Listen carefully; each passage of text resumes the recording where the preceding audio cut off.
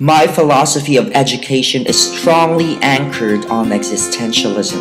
I first had to experience life itself and everything it has to offer in order to broaden my professional and personal perspectives, both as an instructor of arts and languages and as an instructor of mass communications.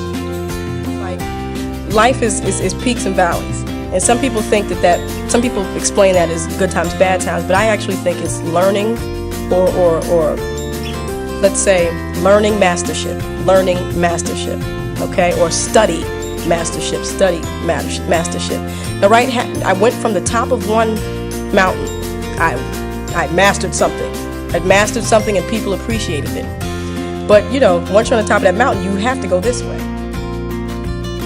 And then once you learn and you go through that, you are on the top of another one. So I would just encourage everybody, never be afraid of not knowing. Never be afraid of not knowing. Find out.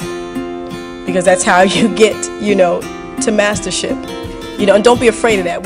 These experiences in several professions as a disc jockey, a singer, and now a professional writer have all but helped me realize that learning simply does not stop within the parameters of what is prescribed within the textbook. Through my understanding of the world around me, as my other professions have allowed me to live the life of other cultures and nations overseas, I have come to realize that a teacher should not only be able to share and facilitate learning itself, but to also firmly understand and believe that students will eventually learn more when they find the significance of their studies in their own lives and connect it to their own personal endeavors and motivations.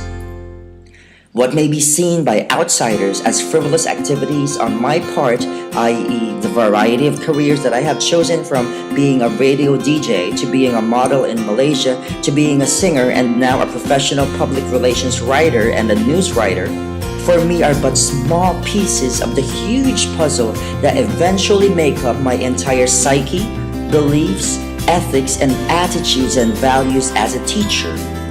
Through these experiences, I understand fully that helping students cultivate their talents and their passions for the things that they love to do and helping them find ways to insightfully connect and find significance between our lessons and their personal lives, their learning will be far more fruitful and will leave a more lasting impression on them and hopefully will be carried through to their future professional lives. Just stay encouraged, and just know that there's a higher force that he knows the way out of the matrix.